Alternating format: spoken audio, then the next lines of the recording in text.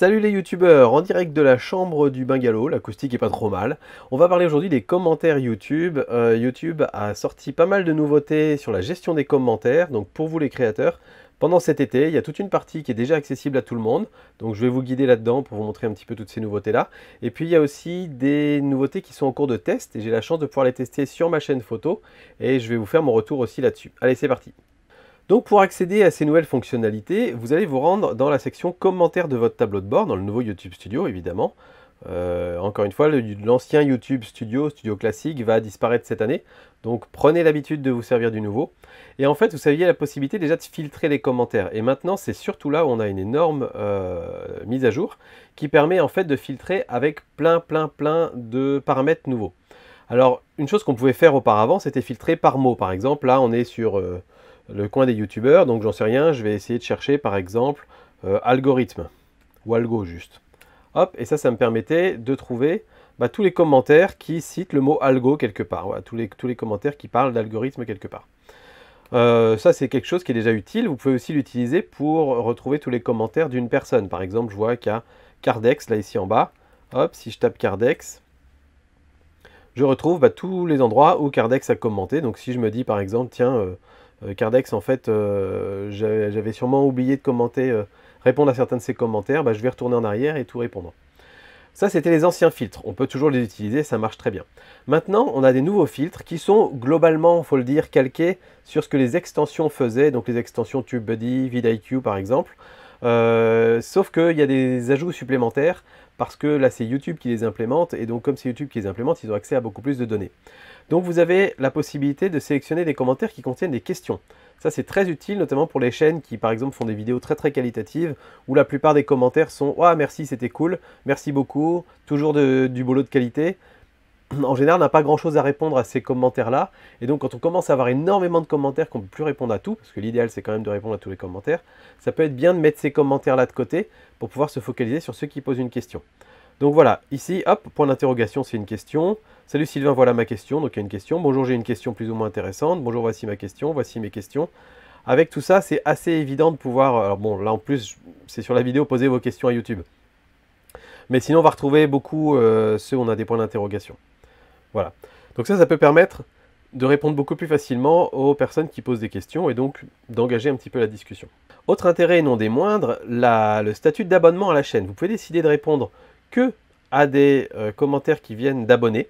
Alors attention, ce ne sera pas tous les abonnés de la chaîne, parce que les abonnés qui décident de masquer leurs abonnements ne seront pas inclus là-dedans. Mais dans l'ensemble, si vous vous dites j'ai trop de commentaires, je ne peux pas répondre à tout le monde, si vous voulez vraiment développer votre communauté, ça peut être intéressant de vous dire au moins les abonnés, tous les abonnés, je réponds à leurs commentaires. Donc là je peux voir, bon voilà, j'ai Chabi, Julien Roy, I'm Just Nono, le petit photographiste, etc. Donc je peux me dire tiens, je vais répondre à tous ces commentaires-là. A l'inverse, si jamais vous vous dites, tiens, j'ai des abonnés qui me suivent régulièrement, voilà, j'ai l'impression de répondre suffisamment à ce qu'ils demandent, par contre j'ai envie de développer mon audience. À ce moment-là, ça peut être carrément intéressant de se dire, je vais répondre surtout aux commentaires des non-abonnés. Je vous en avais déjà parlé brièvement dans une autre vidéo, mais notamment des non-abonnés qui arrivent sur des anciennes vidéos.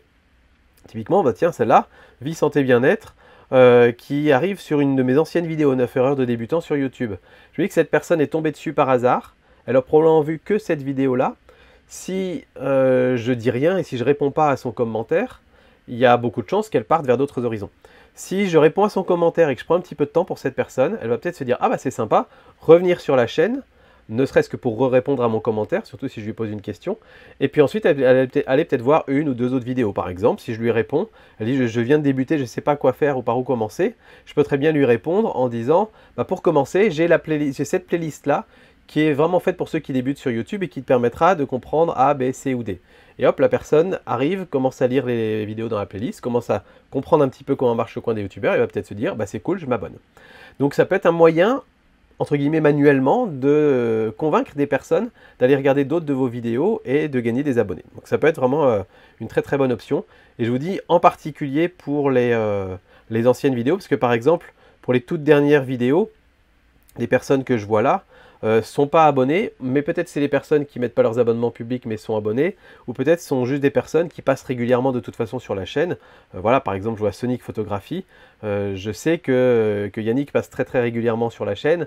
C'est pas quelqu'un que je dois convaincre de la qualité de mon contenu, il connaît le contenu que je fais. Donc ça peut être, voilà, ça peut être intéressant. Il y a un Normandie Calvados, bravo professeur, bon, peut-être qu'il faut que j'aille le voir, j'en sais rien.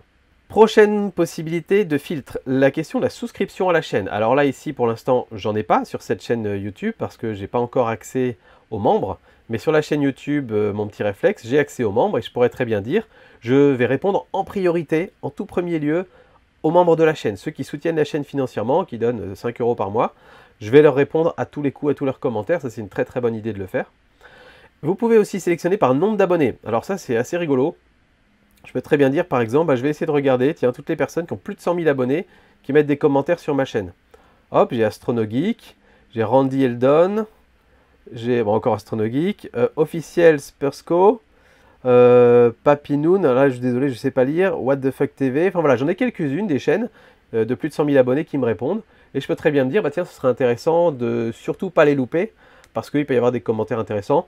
Je suis pas sûr que ce soit le truc le plus pertinent dans la mesure où c'est plutôt, on va dire que ça va pas filtrer les commentaires intéressants, ça va plutôt filtrer les personnes qui ont de l'audience, quoi. Donc entre guillemets, les personnes qui pèsent dans le game.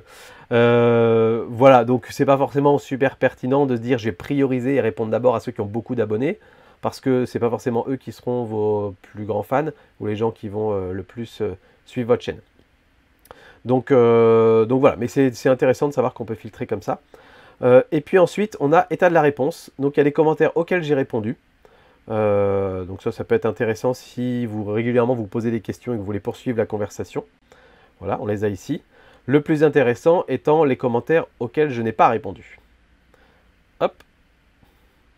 Et là, j'ai tous les commentaires pour lesquels je n'ai pas répondu. Alors, un petit ajout que j'aimerais bien avoir, si YouTube m'entend, ce serait les commentaires auxquels je n'ai pas répondu et les commentaires auxquels je n'ai pas mis de petit cœur. On est énormément de créateurs à mettre un cœur juste pour dire « j'ai lu ton commentaire », pour dire « je l'ai vu, j'ai bien lu, merci ». En gros, ça veut dire tout ça quand on met un cœur. Et ce serait vraiment pas mal d'avoir une sélection de tous les commentaires qu'on n'a pas encore lus ou qu'on n'a pas encore traités, entre guillemets. Voilà. Vous pouvez aussi tout à fait mixer les filtres. Donc là, par exemple, j'ai tous les commentaires auxquels je n'ai pas répondu. Et je vais mettre, par exemple, désabonner à la chaîne. Et je peux mettre qui contiennent le mot algo. Et du coup, voilà, je tombe sur exactement cette sélection-là. Donc vous voyez, c'est plutôt intéressant comme système. Alors tous ces nouveaux filtres vont permettre aux créateurs, aux youtubeurs qui ont beaucoup de commentaires, qui n'arrivent pas à tous les gérer, de mieux les gérer et de les prioriser. Et je pense que c'est une bonne chose. Encore une fois, si vous avez une petite chaîne, si vous démarrez, vous embêtez pas avec ces filtres, répondez absolument à tous les commentaires, c'est super important pour développer votre audience, pour faire en sorte que les gens se sentent inclus dans la communauté et écouter tout simplement. Ça devient de plus en plus rare. On fait beaucoup de bruit sur internet de nos jours, mais on n'est pas souvent écouté. Et ça fait toujours très plaisir quand on laisse un commentaire et que le créateur nous répond derrière. Donc voilà, essayez de le faire le plus possible. Quand ça devient plus gérable, que ce soit par rapport à votre emploi du temps ou tout simplement parce que vous avez trop de commentaires sur votre chaîne, c'est là que tous ces filtres vont rentrer en ligne de compte. Et c'est, je pense, des bons outils que YouTube met à notre disposition. Alors, deuxième outil que YouTube met à notre disposition, mais là c'est pour des chaînes plus importantes, c'est pour les chaînes qui ont accès aux stories. J'ai accès aux stories sur la chaîne de mon petit réflexe, j'en publie rarement, mais de temps en temps quand même.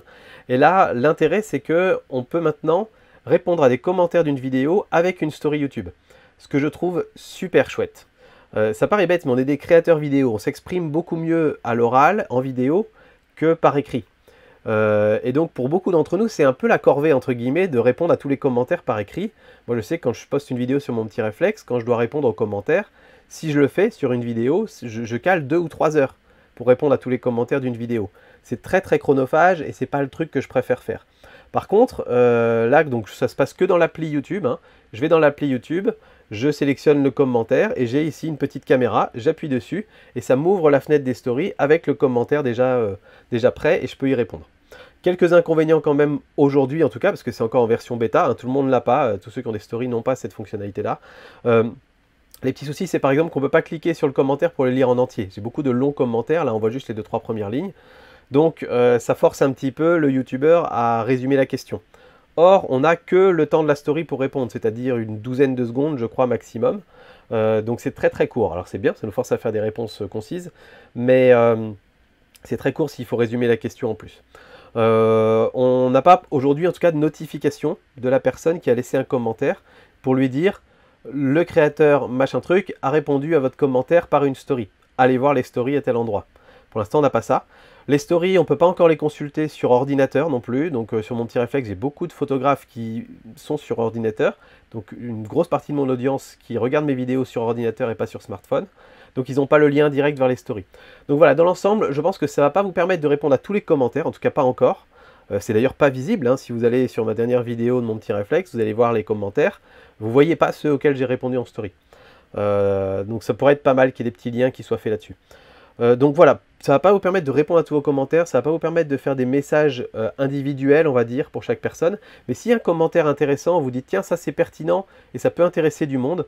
Je pense en particulier à des FAQ, vous faites une FAQ, vous dites, laissez-moi les commentaires, je répondrai en story. Ça c'est le plus évident. Et du coup, vous répondez à votre FAQ exactement comme on le fait sur Instagram finalement.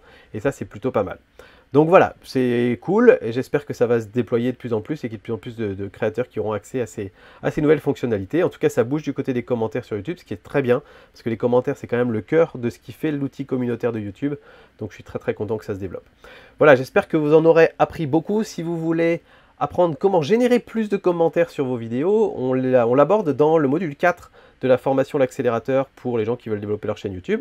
Je vous mets le lien en dessous dans la description si ça vous intéresse pour aller voir un petit peu tous les modules qu'il y a dans cette formation et décider si vous voulez vous la payer ou pas.